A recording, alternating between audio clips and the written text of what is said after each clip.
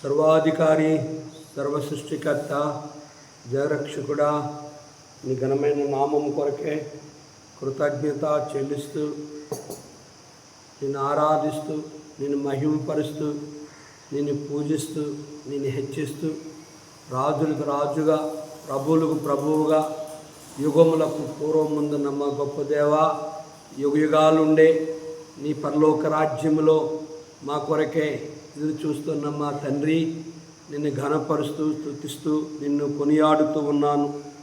ఈ దినము సార్వత్రిక సంఘములో నీ అందు విశ్వాసం ఉంచి పరిశుద్ధులకు, దేవుని సేవకులకు విరోధము కలిగిన వారిని దేవా క్షమించి రక్షించమని, సర్వశక్తిమంతుడైన దేవుని యొక్క బలమును మహిమను వారు ఎరిగినట్లుగా వారిని రక్షించమని, సార్వత్రిక సంఘములో పరిశుద్ధులు, దేవుని సేవకులు మాటల్లో, ప్రవర్తనలో, ప్రేమలో, విశ్వాసంలో, పవిత్రతలో అయా అనేకులకి విశ్వాసులకు మాదిరిగా ఉండులాగున ఈ దాసులని, పరిశుద్ధులని, అన్యజనులకి, లోకమునకు వెలుగ్గా వారిని సిద్ధపరచమని, యెహోవా ఈరే అనే ఇటు పరిచర్యలో మాకు తోడుగా ఉంటున్నాను ప్రేమ కొరకే కృతజ్ఞత చెల్లిస్తూ యేసు నామంలో వేడుకుంటున్నాము తండ్రి, ఆమేన్.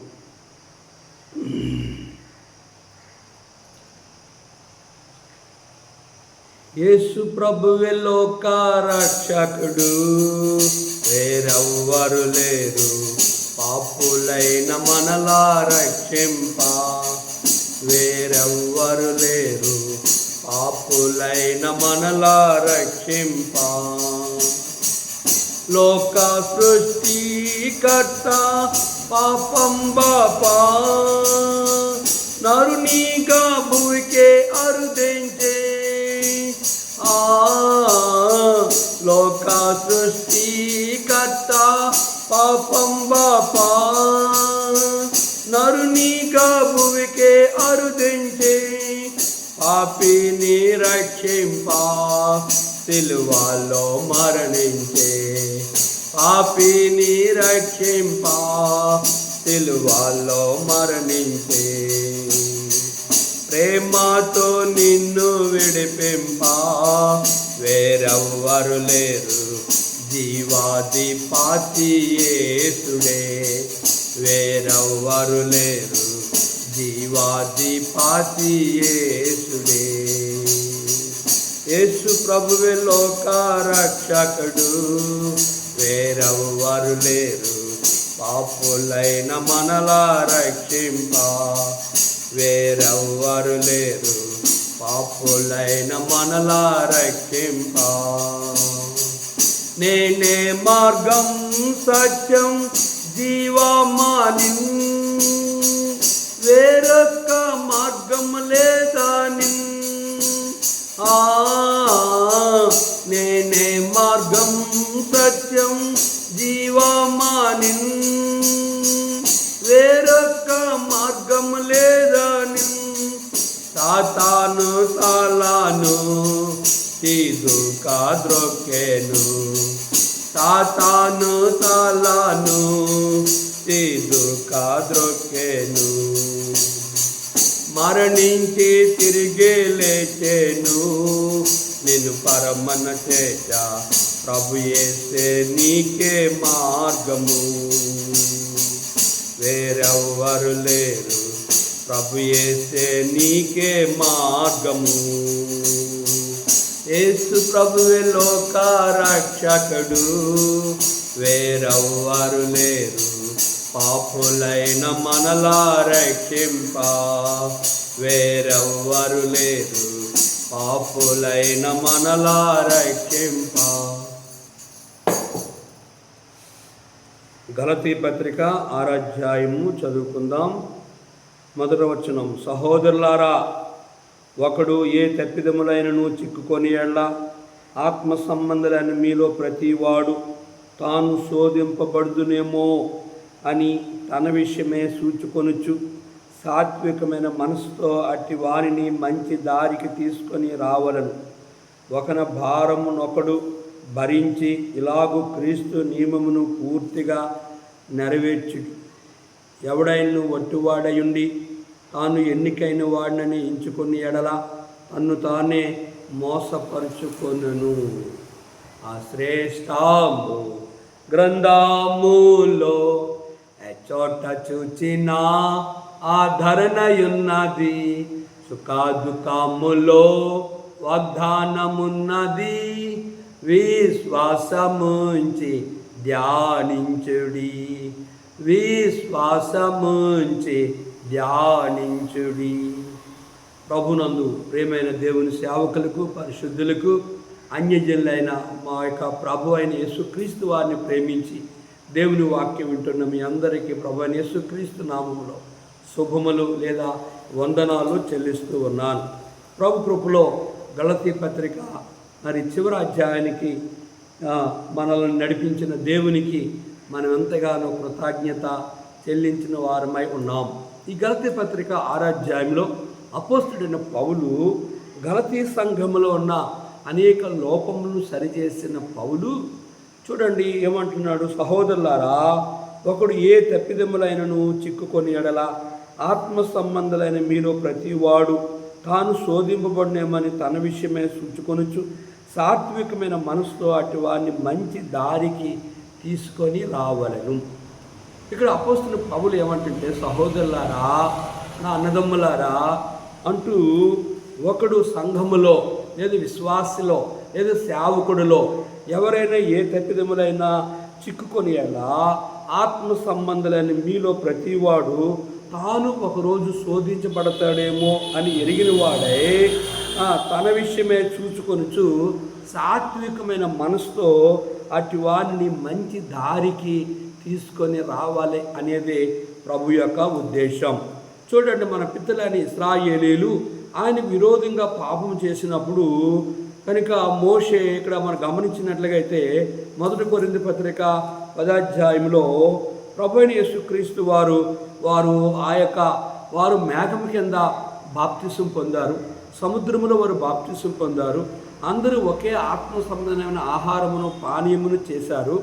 అయితే వారిలో 5వ వచనంలో ఆ బండ క్రీస్తే, అయితే వారిలో ఎక్కువ మంది దేవునికి ఇష్టలుగా ఉండకపోయారు కనుక అరణ్యములో సంహరింపబడి వారు ఆశించిన ప్రకారం మనము చెడ్డవాటిని ఆశింపుకున్నట్లు ఈ సంగతులు దృష్టాంతముగా ఉన్నవి.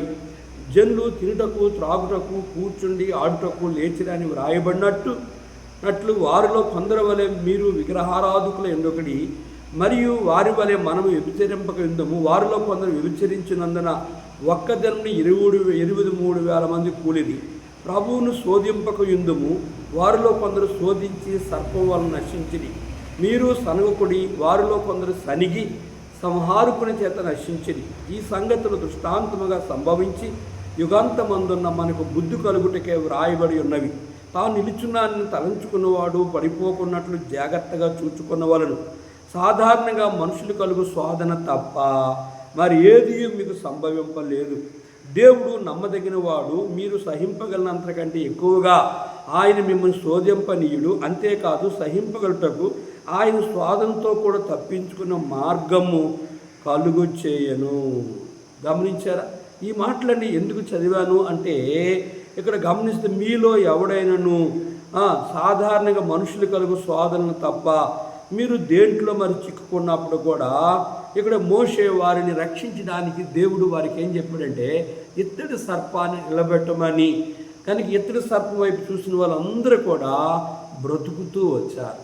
కనుక వారిని ఆ తప్పుడు మార్గంలో నుంచి వారిని విడిపించడానికి పరిశుద్ధాత్మ దేవుడు వారికి ఎంతగానో సహాయం చేసినట్లుగా ఇక్కడ 13 చూస్తే సాధారణంగా 12వ వచనం, తాను నిలుచున్నాను తలంచుకుని వాడి పడిపోకున్నట్లు జాగ్రత్తగా చూచుకొనవలను. కనుక ఈ సంగతులు దృష్టాంతముగా సంభవించి యుగాంతమందున్న మనకు బుద్ధి కలుగుటకే రాయబడింది. కనుక ఈ లోకంలో ఎవరు పరిపూర్ణులు కాదు. ఏ విశ్వాసి, ఏ సేవకుడు పరిపూర్ణులు కాదు. ఎవరైనా ఏదే విషయంలోనైనా తప్పు చేయడానికి లేదా పడిపోవడానికి, ఆత్మ సంబంధమైన సమస్యల్లో చిక్కుకోవడానికి అవకాశాలు ఉంటాయి. మనము ఆదికాండంలో 39వ అధ్యాయంలో చూసినప్పుడు ఇక్కడ ఆదాక యోసేపుని దేవుడే ఆ పొతుఫర భార్య నుంచి తప్పించినట్లుగా మనం చూస్తాం. దానికి యోసేపు ఒక చక్కని మాట చెప్తూ వచ్చాడు. చూడండి, యోసేపు ఒక చక్కని మాట ఏం చెప్పాడు అని మనం గమనించినట్లుగైతే, నీ యజమానుడు ఇంతంతటి నాకు అప్పగించాడు అంటూ ఒక చక్కని మాట పలుకుతూ వచ్చాడు. 9 వచనం, అయితే అతడు ఒప్పక, నా యజమానుడు తన కలిగిందంతయు నా చేతికి అప్పగించను కదా, నా వశమున తన ఇంటిలో ఏమి ఉన్నదో అతడు ఎరుగుడు, ఈ ఇంటిలో నాకంటే పైవాడు ఎవడునూ లేడు, నీవు అతని భార్య అయినందున నిన్ను తప్ప మరి దేనిని నాకు అప్పగింపాక ఉండలేదు, కాబట్టి నీ నెట్లు ఎంత ఘోరమైన దుష్కార్యము చేసి దేవునికి విరోధంగా పాపము కట్టుకుందనని తన యజమాని భార్యతో అనెను. గమనించారా? యోసేపు ఆమె దగ్గర నుంచి తప్పించుకున్న కారణము తన యజమాని గురించి సాక్ష్యం ఇచ్చాడు. కనుక ఇంకో మాట ఏం చెప్పాడంటే, నేను నా దేవునికి విరోధకరముగా నేను ఈ పాపము చేయలేను అని యోసేపు స్పష్టంగా చెప్పినట్లుగా మనం గమనిద్దాం. చూడండి, ఇక్కడ రాయబడిన లేఖన భాగంలో ఏం చెప్పాడంటే, కాబట్టి నీ నెట్లు ఎంత ఘోరమైన దుష్కార్యము చేసి దేవునికి విరోధముగా పాపము కట్టుకుంటాను. కనుక మనుషుల విరోధంగా నేను చేయట్లేదు, కానీ పాపము దేవునికి విరోధంగా నేను చేయలేను గనుక నా యజమానుడు ఇంటంతటిని అప్పగించాడు, నిన్ను తప్ప నేను నా యజమానికి నేను అన్యాయం చేయలేను అని చెప్పి యోసేపు ఆ స్వాదంలో పడిపోకుండా తను తాను రక్షించుకోవడానికి ఇష్టపడుతూ వచ్చాడు. తనలో దైవ భయము కలిగిన వాడుగా మనం చూస్తున్నాం. అదే మొదట సమూయేలు 2వ సమూయేలు గ్రంథంలో దావీదు జీవితాన్ని మనం గమనించినప్పుడు, దావీదు తాను పాపం చేయడానికి ఇష్టపడి చేసినట్లుగా మనం గమనిస్తాం. చూడండి, 2వ సమూయేలు గ్రంథము 12వ అధ్యాయంలో శోధనలో పడడానికి గల కారణము, కనుక ఒక వ్యక్తి శోధనలో పడాలి అంటే దానికి కారకులు ఎవరు? యోసేపు భయపడ్డాడు, కానీ దావీదు భయపడలేనివాడై ఉన్నట్లుగా మనం గమనిద్దాం. చూడండి, సమూయేలు గ్రంథము దేవుని వాక్యంలో ఎంతగానో మనల్ని పరిశుద్ధాత్మ దేవుడు ఏ రీతిగా మన లోపమును సరిచేస్తూ ఉన్నాడో చదువుదాం. చూడండి, ఇక్కడ దేవుని వాక్యాన్ని మనం గమనిస్తే సమూయేలు గ్రంథంలో చక్కని విషయము, ఇక్కడ నాతాను వచ్చి తను హెచ్చరిక చేసినంత వరకు కూడా దావీదు భయపడలేని వాడుగా మనం గమనిస్తాం. 2వ సమూయేలు గ్రంథము 12వ అధ్యాయంలో దావీదు జీవితాన్ని మనం గమనించినట్లుగైతే చూడండి, ఇక్కడ చక్కని వాక్యము మనకు కనిపిస్తుంది.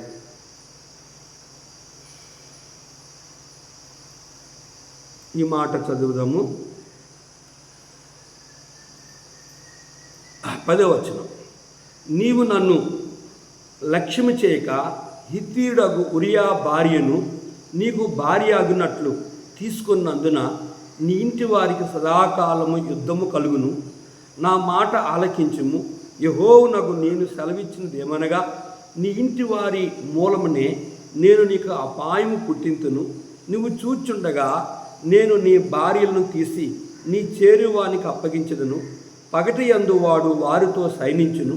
నీవు ఈ కార్యము రహస్యముగా చేసినవి కానీ ఇశ్రాయేలందరూ చూచుండగా పగటి యందే నేను చెప్పిన దాన్ని చేయింతునను.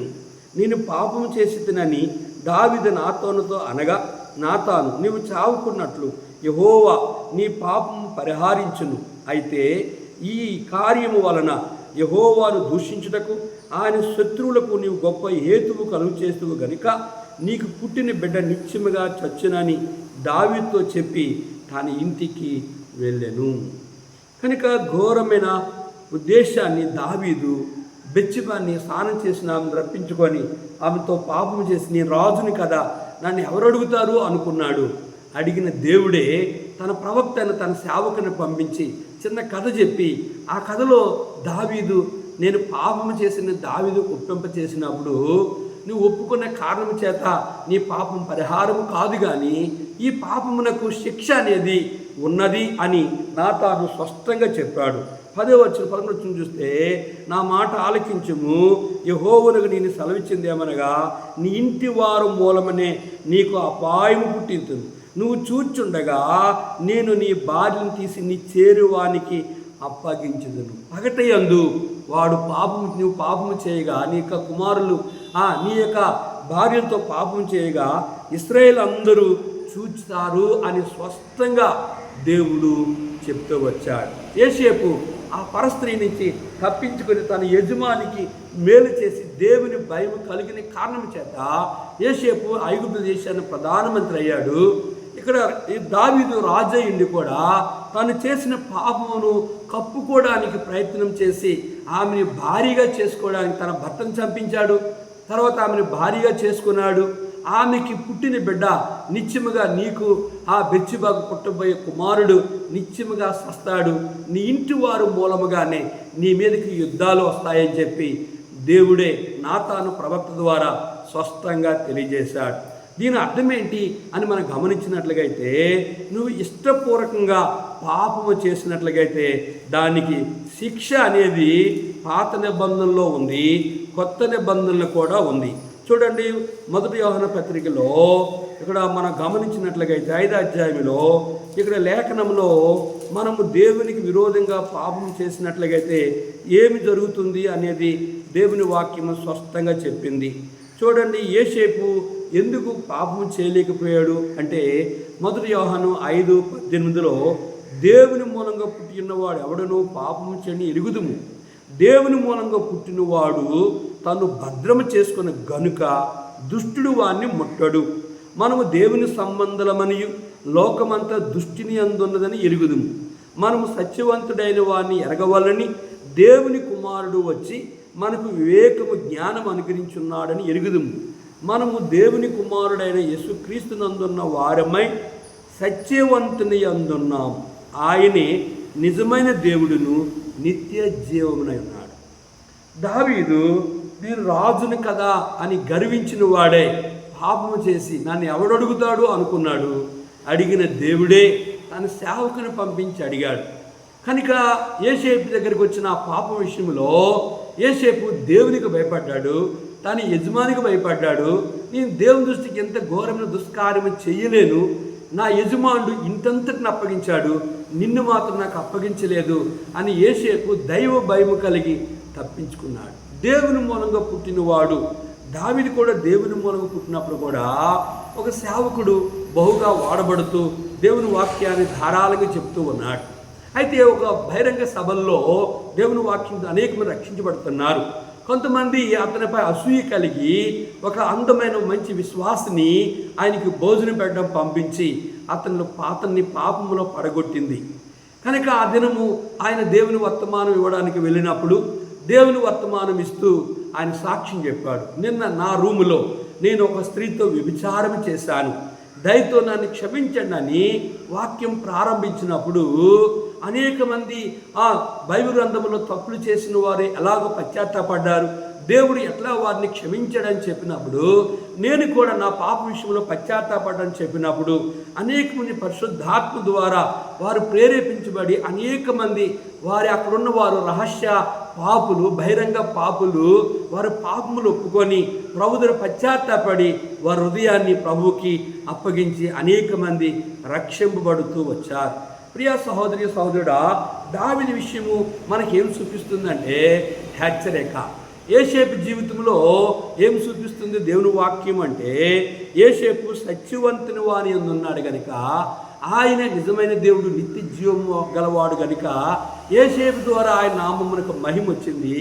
దావీదు ద్వారా ఆయన నామానికి హేతువుగా నా నామమునకు అవమానకరంగా నువ్వు పాపము చేశావు అని చెప్పి దేవుడు దావీదుని దేవుని యొక్క శిక్ష ఏ రీతిగా నీ ఇంటి వారు మూలముగా నీ మీదకి వస్తుంది అనేది స్పష్టంగా బయలుపరుస్తూ వచ్చాడు. కనుక మనము ఇంకా లేఖనమును గమనించినట్లయితే మత్తయి సువార్తలో దేవుని వాక్యము ఈ రీతిగా సెలవిస్తుంది. చూడండి, మత్తయి సువార్తలో దేవుని వాక్యము మనలో ఎవరైనా ఏ తప్పిదములైనా చిక్కుకున్నప్పుడు అతడు ఏమి చేయాలి అని వాక్యము సెలవిస్తుంది.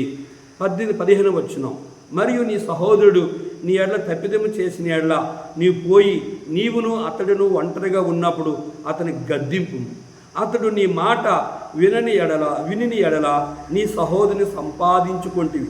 అతడు వినని ఎడల 2-3 సాక్షుల నోట ప్రతి మాట స్థిరపరచబడినట్లు నీవు ఒకరినిద్దరిని వెంటబెట్టుకొని అతని యొద్దకు వెళ్ళుము. అతడు వారి మాటయు వినని ఎడల ఆ సంగతి సంఘమునకు తెలియజెప్పుము. అతడు సంఘపు మాటయు వినని ఎడల అతన్ని నీకు అన్యునిగాను సుంకరగాను ఎంచుకొనుము. గమనించారా? కనుక ఒక వ్యక్తి ఏ తప్పిదములైనా పడిపోయినప్పుడు సేవకుడిగా, ఒక విశ్వాసగా, ఒకరిగా, ఇద్దరుగా, ముగ్గురుగా హెచ్చరిక చేయాలి. సంఘానికి చెప్పి సంఘంలో ఉన్న వారి ద్వారా హెచ్చరిక చేయాలి. వినకపోతే అతన్ని అన్యునిగాను సుంకర్నిగాను ఎంచి అతనిని విడిచిపెట్టమని దేవుని వాక్యం సెలవిస్తుంది. చూడండి, అదే అధ్యాయంలో మనం గమనించినట్లయితే ఇక్కడ ఒక సన్నివేశము మనం చదువుకుందాం. చూడండి, 20వ వచనంలో, అందుకు వాని తోటి దాసుడు సాగిలపడి నా ఎడల ఓర్చుకొనము, నీకు చెల్లించునని వాణ్ణి వేడుకొని గాని వాడు ఒప్పుకొనక అచ్చి ఉన్నది చెల్లించు వరకు వానిని చెరసాల్లో వేయించను. కాబట్టి వాని తోటి దాసులు జరిగింది చూచి మిక్కిలి దుఃఖపడి వచ్చి జరిగిందంతయు తమ యజమానికి వివరముగా చెప్పిరి. అప్పుడు వాని యజమానుడు వారిని పిలిపించి, చెడ్డదాసుడా, నీవు నన్ను వేడుకొంటివి గనుక నీ అప్పంతయు క్షమించి తిని, నేను నిన్ను కరుణించిన ప్రకారము నీవును నీ తోటి దాసుని కరుణింపవలన ఉండును గదా అని వానితో చెప్పింది. అందుచేత వాని యజమానుడు కోప్పడి తనకు అచ్చినది అంతయు చెల్లించు వరకు బాధించు వానికి అప్పగించును. మీలో ప్రతివాడు తన సహోదరులు హృదయపూర్వకంగా క్షమింపని ఎడల నా పరలోకపు తండ్రియు ఆ ప్రకారమే మీ ఎడల చేయనెను. ఇక్కడ ఒక వ్యక్తికి అప్పు ఉన్నాడు. అతడు ఇవ్వలేని స్థితిలో అతన్ని క్షమించాడు. అవతల వ్యక్తికి క్షమించిన వ్యక్తికి ఇంకో వ్యక్తి డబ్బు ఇవ్వాలి. అతడు వాడిని క్షమించకుండా వాడిని శిక్షించి వాడిని బాధ పెట్టాలని ప్లాన్ చేశాడు. ఆలోచన చేసినప్పుడు ఈ విషయాన్ని తను క్షమించిన యజమానుడు పిలిచి, నేను నిన్ను క్షమించాను కదా, నీ దాసును క్షమించాలి కదా అని చెప్పి అతన్ని హెచ్చరిక చేసి అతడిని ఏమి చేశాడు అంటే, నేను నిన్ను కరుణించిన ప్రకారము నీవును నీ తోటి దాసుని కరుణింపవలని ఇండుని కదా అని వానితో చెప్పి, అందుచేత వాని యజమానుడు కోప్పడి తన అచ్యునది అంతయు చెల్లించే వరకు వానిని బాధపరచు వానికి అప్పగించాడు. గమనించారా? మీలో మీ యొక్క సహోదరుని, నీ శత్రువుని, లేదా నీకు అప్పిచ్చేవారిని, లేదా నీకు విరోధముగా పాపం చేసిన వారిని, నీకు అన్యాయం చేసేవారిని, నీకు కుటుంబానికి, సంఘంలో, వ్యక్తి జీవితంలో నేను నష్టపరిచే వారిని నీవు నీ సహోదరుని హృదయపూర్వకంగా క్షమించకపోతే నిన్ను క్షమించనని దేవుడు స్పష్టంగా చెప్తూ వచ్చాడు. కనుక 7 మారులు ఒక వ్యక్తి తప్పు చేస్తే 7×49 అంటే 430 సార్లు 499 సార్లు ఆ వ్యక్తిని క్షమించాలి. అంటే అంతకంటే అధికముగా ఒక వ్యక్తిని క్షమించాలి అనేది దేవుని వాక్యం. అంటే క్షమించడము అంటే అర్థం ఏంటంటే, నీవు నీ శత్రువుకి నువ్వు హాని చేయకుండా ఉండడమే నువ్వు క్షమించడం. నీ శత్రువు నీకు హాని చేసినప్పుడల్లా కూడా వాని నువ్వు క్షమించి ప్రార్థన చేయమని దేవుని వాక్యము చూడండి. మార్కు సువార్త 11వ అధ్యాయంలో దేవుని వాక్యము ఎంతగానో స్పష్టముగా తెలియజేస్తూ ఉంది. చూడండి, మార్కు సువార్త 11వ అధ్యాయంలో దేవుని వాక్యము ఈ రీతిగా మనకు కనిపిస్తారు. 25వ వచనం, మీకు ఒకరి మీద విరోధమేమను కలిగి ఉన్న యెడల మీరు నిలువబడి ప్రార్థన చేయనప్పుడెల్లను వారిని క్షమించుడి. అప్పుడు మీ పరలోకమందున్న మీ తండ్రియు మీ పాపములు క్షమించును అనే మీదని 2 ఇంక ఉంది. కిందనే ఏమంటే, మీరు క్షమింపని యెడల పరలోకమందుండు మీ తండ్రియు మీ పాపములను క్షమించుడు. నాకు విశ్వాసుల శత్రులు ఉన్నారు, సేవకుల శత్రులు ఉన్నారు, ఇరుగుపొరు వారి శత్రులు ఉన్నారు, బంధువులు శత్రులు ఉన్నారు, కనుక చాలామంది ఉన్నారు. అయితే నేను వాళ్ళకి కీడు చేయను, నేను వాళ్ళకి హాని చేయను. కారణం ఏంటంటే, కనుక మేలు చేసేవారు దేవుని సంబంధులు, కీడు చేసిన వారు దుష్టిని సంబంధులు. కనుక నేను అనుదినము నా శత్రులైన వారందరినీ క్షమించి ప్రార్థిస్తాను.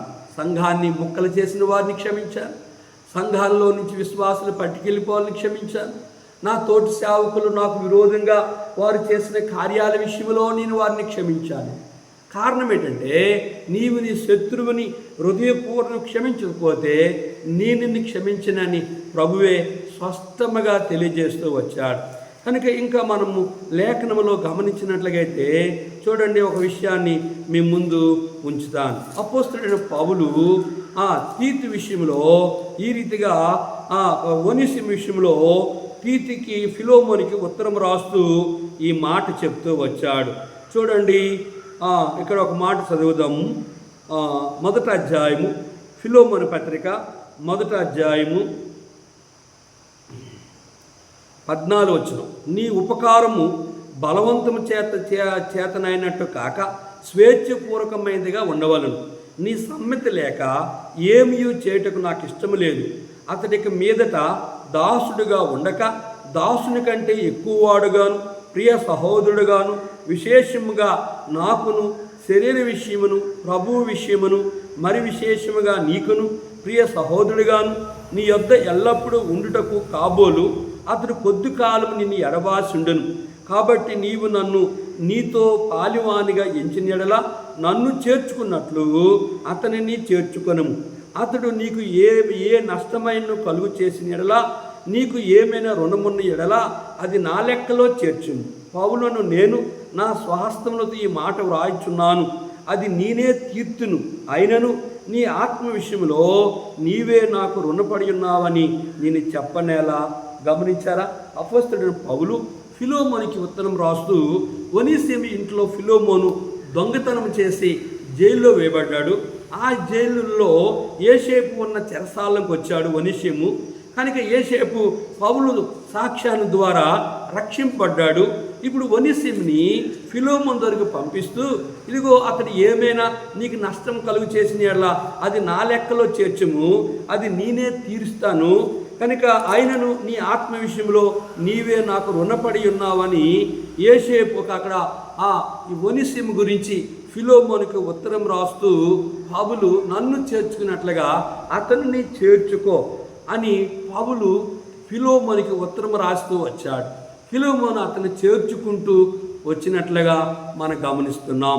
కనుక దీని అర్థం ఏమిటి అంటే ప్రభువైన యేసుక్రీస్తు వారి ఎదుట ఫిలోమోను కనుక తనను చేర్చుకోవడానికి కారణము తన శత్రువైన ఒనేసిముని క్షమించాడు. అలాగే మన జీవితంలో కూడా మనము మనం లూకా సువార్త 15 అధ్యాయంకి వెళ్ళినట్లయితే తప్పిపోయిన గొర్రెని కాపరి వెతికాడు, పడిపోయి న్యాయ స్త్రీ వెతికింది, చెప్పిపోయిన కొడుకుని తండ్రి వెతకలేదు. ఎందుకంటే వాడికి బుద్ధి వచ్చినప్పుడు తండ్రి వాడిని చేర్చుకున్నాడు.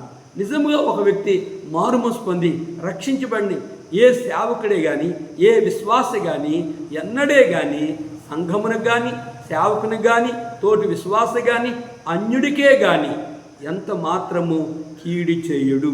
చూడండి, ఆది కాండంలో కొన్ని మాటలు మనం 50 అధ్యాయంలో 16వ వచనం. యోసేపు ఇలాగూ వర్తమానం పంపి నా తండ్రి తాను చావకు మునుపు ఆజ్ఞాపించింది ఏమనగా, మీరు యోసేపుతో నీ సహోదరులు నీ కీడి చేసిరి గనుక దయచేసి వారి అపరాధములను వారి పాపములను క్షమించమని అతనితో చెప్పిడను. కాబట్టి దయచేసి నీ తండ్రి దేవుని దాసులు అపరాధములను క్షమించమనిరి. వారు యోసేపుతో ఇలాగూ మాట్లాడుచుండగా అతడు ఏడ్చును. మరియు అతని సహోదరులు పోయి అతని ఎదుట సాగిలిపడి, ఇదిగో మేము నీకు దాసులమని చెప్పగా యోసేపు భయపడకుడి, నేను దేవుని స్థానమందున్నానా? మీరు నా కీడి చేయను ఉద్దేశించని కానీ నేటి దినము జరుగుచున్నట్లు అనగా బహు ప్రజలను బ్రతుకున్నట్లుగా అది మేలుకే దేవుడు ఉద్దేశించును. కాబట్టి భయపడకుడి, నేను మిమ్మును మీ పిల్లలను పోషించునని చెప్పి వారిని ఆదరించి వారితో ప్రీతిగా మాట్లాడాను. కానీ ఇక్కడ గమనించినట్లయితే యోసేపు తన సహోదరుని క్షమించినట్లుగా మనం అర్థం చేసుకుంటున్నాం. అలాగే మనము కూడా మరి యోసేపు వారిని క్షమించాడు, వారితో ప్రీతిగా మాట్లాడాడు. అర్థమైందా? కనుక మనం మన శత్రువులతో సఖ్యమైతే సమాధానంగా ఉండడం, సఖ్యం కాకపోతే వారికి దూరముగా ఉన్నప్పుడు కూడా మనము వారికి కీడుకు ప్రతి కీడు ఎవనికి చేయకూడదు. అది దేవుని యొక్క ఉద్దేశం. కానీ ఇక్కడ గలతీ పత్రిక 6వ అధ్యాయంలో మనం గమనించినట్లయితే, సహోదరులారా ఒకడు ఏ తప్పిదములైన చిక్కొని ఎడలా ఆత్మసంబంధ మీలో ప్రతివాడు తాను శోధింపబడినేమో అని తన విషయమే సూచుకొనుచు సాత్వికమైన మనసుతో అటు వారిని మంచి దారికి తీసుకొని రావాలను. ఒకని భారములు ఒకడు భరించి ఇలాగ క్రీస్తు నియమము పూర్తిగా నెరవేర్చడి. కనుక మనము లోకాసువార్త 24వ అధ్యాయంలో గమనించినట్లయితే చూడండి, లోకాసువార్తలో మన ప్రభువైన యేసుక్రీస్తు వారిని సిలువ వేసిన వారిని 23వ అధ్యాయంలో ఆయన ఏ రీతిగా వారిని క్షమిస్తూ వచ్చాడో చదువుదాము. వారు కపాలమనబడిన స్థలమునకు వచ్చినప్పుడు అక్కడ కుడివైపున ఒకరిని ఎడవైపు ఒకరిని అతని ఆ నేరస్తుల్లో ఆయనతో కూడా సిలువ వేసిరి. యేసు, తండ్రి, వీరు ఏమి చేయుచున్నారో వీరు ఎరువురు గనుక వీరిని క్షమించమని చెప్పెను. ఆయన ఈ మాటలు చెప్పి వారు ఆయన వస్త్రములను పంచుకొనిరి. గమనించారా? యేసు ప్రభువు వారు సిలువలో తన శత్రువులందరి విషయంలో, తండ్రి వీరు ఏమి చేయుచున్నారో వీరు ఎరువురు గనుక వీరిని క్షమించుడి. కనుక యేసు ప్రభువు తన శత్రువులు క్షమించాడు. మనము కూడా మన శత్రువులైన వారిని క్షమించి వారి ఎదుట ప్రత్యేకంగా వారికి మాదిరికరంగా వారి ఎడల మేలు చేసే వారంగా ఉండాలి. నా కీడు చేసే సేవకులు కానీ నా కీడు చేసే శత్రువులు కానీ నేను దూరంగా ఉన్నప్పుడు కూడా నేను వారికి కీడు చేసేవాడుగా లేను. చూడండి, ఇంకా మనం గమనిస్తున్నట్లయితే 39వ వచనం, వేలాడవేయబడిన ఆ నేరస్తులు ఒకడు ఆయన దూషించుచు, నీవు క్రీస్తువు కదా, నిన్ను నీవు రక్షించుకొనుము, మమ్మను కూడా రక్షించమని చెప్పెను. అయితే రెండో వాడు వారిని గద్దించి, నీవు అదే శిక్షా విధిలో ఉన్నావు గనుక దేవునికి భయపడవా? మనకైతే ఇది న్యాయమే, మనము చేసిన వాటి తగిన ఫలము పొందుచున్నాము కానీ ఈయన ఏ తప్పిదమూ చేయలేదని చెప్పి ఆయన్ని చూచి, యేసు, నీవు నీ రాజ్యంలోనికి వచ్చినప్పుడు నన్ను జ్ఞాపకం చేసుకోమనెను. అందుకు ఆయన వానితో, నేడు నీవు నాతో కూడా పరదేశంలో ఉందువని నిశ్చయముగా చెప్తున్నాను. ఒక దొంగ ప్రభువును తునీకరించాడు. ఒక దొంగ ఈయన నిజమైన దేవుడని గ్రహించి, అయ్యా నీవు నీ రాజ్యానికి వెళ్ళినప్పుడు నీ రాజ్యంలో నాకు చోటివ్వా, నన్ను క్షమించవా అని చెప్పి తన పాప విషయంలో తన పశ్చాత్తాపడ్డాడు. నాకు కీడు చేసిన సేవకుడే కానీ, నాకు కీడు చేసిన విశ్వాసులే కానీ, నాకు కీడు చేసిన అన్యజనులు ఎవరే కానీ, కనుక వారు తప్పిదమును వారి విషయంలో నిజమైన ఒప్పుకోగలిగినట్లయితే కనుక దేవుడు వారిని క్షమిస్తాడు, నేను క్షమిస్తాను. కనుక నేను నా శత్రువులందరినీ రోజు క్షమించి ప్రార్థిస్తాను. పచ్చకళ్ళద్దలు వేసుకొని వారి కీడి చేయాలి, వారికి హాని చేయాలి అని ఎటువంటి దుర్బుద్ధి నా హృదయంలో లేదు. మత్తయి 5:8, హృదయ శుద్ధి గల వారు ధన్యులు, వారు దేవుని చూచుదురు. అయితే దుష్టులకి దూరంగా ఉండాలి. ఎవరెవరి దూరైతే మనకి మాటి మాటికి అనేక పర్యాయములు కీడు జరుగుతుందో, సంఘాన్ని ముక్కలు చేస్తారో, సంఘ విశ్వాసాన్ని పట్టుకెళ్ళిపోతారో, మన విశ్వాసాలు వాళ్ళ చేతులు ఉంచుకుంటారో, మన విశ్వాసాలు దశమ భాగాలు వాళ్ళు రప్పించుకుంటారో, మన విశ్వాసాలను వాళ్ళ చేతులు ఉంచుకుని రిమోట్ లాగా వాళ్ళని ఉపయోగిస్తారో, అట్టి వారి విషయంలో, కీడి చేసే వారి విషయంలో నేను దూరముగా ఉంటాను. ఎక్కడైనా కనబడితే సఖ్యమైతే ప్రైజ్ లాట్ చెప్తాను, లేని ఏళ్ళ నా హృదయంలో వారి గురించి నేను ఏమీ అనుకోను. కారణం ఏంటి అంటే, క్షమించి ప్రార్థన చేసినప్పుడు నీవు నీ శత్రువును హృదయపూర్ణ క్షమించకపోతే దేవుడు నిన్ను క్షమించాడు. కనుక యేసేపు క్షమించాడు, యేసుప్రభు క్షమించాడు, నేను క్షమించాను నా శత్రువుల్ని. నీవు కూడా నీ శత్రువుల్ని క్షమించి ప్రార్థించినప్పుడల్లా కూడా దేవుడు నీ ప్రార్థన కూడా ఆలకిస్తాడు. కనుక మీలో ఏ సహోదరుడైనను తప్పిదములో చిక్కుకొని అలా అతన్ని మంచి దారికి తీసుకొని రావాలే కానీ అతనిని మరలా ఇబ్బంది పెట్టి, బాధ పెట్టి, శ్రమల పాలు చేసి, అతని మీద లేనిపోని నిందలు వేసి అతన్ని బాధించేవాడు కాకుండా ఒకని భారములో ఒకడు భరించి ఇలాగూ క్రీస్తు నియమమును పూర్తిగా నెరవేర్చండి. యేసుప్రభువు వారు తన శత్రువులందరినీ క్షమించాడు. కనుక ఆయన మనల్ని క్షమించినట్లుగా, మన పాపములు క్షమించినట్లుగా, తన రక్తములో మనకు కలిగినట్లుగా మనము కూడా మనం శత్రువులు క్షమించి మనం ప్రార్థించి మన శత్రువులకి మనం మేలే తప్ప కీడు చేయు. మేలు చేసేవారు దేవుని సంబంధులని, కీడు చేసిన వారు సైతాను సంబంధులని, సైతానికి వాని దూతలకి సిద్ధపరచబడిన నిత్య అగ్నిలోనికి కీడు చేసేవారు, పాపం చేసేవారు నరకానికి వెళ్తారు, మేలు చేసేవారు నిత్యరాజ్యమైన మోక్షమునకు వెళ్తారు. కనుక నీకు మోక్షం కావాలా, నరకం కావాలా, ఏది కావాలో నీవే తేల్చు. ఒకరినొకడు క్షమించాలి, ఒకరి భారమును ఒకరు భరించాలి. కనుక ఇలాగ క్రీస్తు నియమమును పూర్తిగా నెరవేర్చడి. ప్రభువైన యేసుక్రీస్తు వారు తన భక్తులైన వారు ఒకసారి దాని భక్ష్యం గారి ఎట్లా ఒక వ్యక్తి ఒక పుస్తకాన్ని రాసి అతనికి దుష్ప్రసారం చేశాడు. అతను భయంకరమైన రోగంతో ఉన్నాడు, సావచిత్తమై ఉన్నాడన్న భక్ష్యం గారు విని అతన్ని క్షమించాడు. కనుక అతని దగ్గరికి వెళ్ళి అతను ప్రార్థన చేయడానికి వెళ్ళినప్పుడు, అయ్యా మీ ఎడల నేను అన్యాయం చేశాను, నన్ను క్షమించండి అంటే భక్ష్యం గారు ఒక మాట చెప్పారు, నీ గురించి విన్నప్పుడే నేను నిన్ను క్షమించి ప్రార్థన చేశాను అని చెప్పాడు. చూసారా?